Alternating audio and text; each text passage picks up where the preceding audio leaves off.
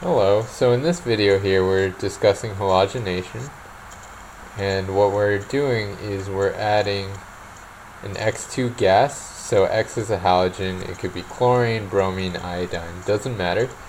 And we're adding X2 gas across a double bond, so one X goes here, one X goes here, and we get a trans product. So either one is going out and going into the back, or it's going into the back and coming out. So what's the first thing that happens?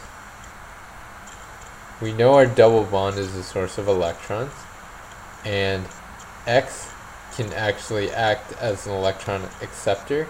It can act as an electrophile, which is an electron acceptor. And so it's going to accept electrons, and when it accepts electrons, this bond will break, because you need to satisfy the octet rule. So what happens is, it forms a bridge, because normally if you added H+, it would just be on one atom. But since the atom is so big, it's actually going to lie across all three atoms. So this carbon,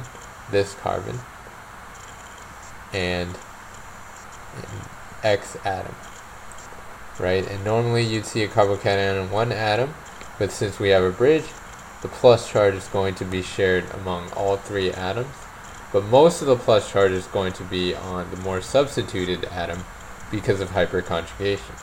That's where it's most stable. So it actually didn't matter that we added it from the top. So you see that these two bonds are coming out at you. They're wedged. So that means that this X was attached to the top.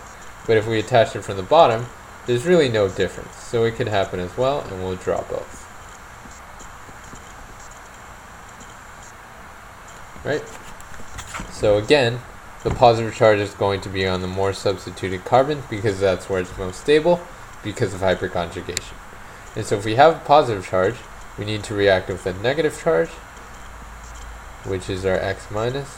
You see that we generated an X minus when this attacked.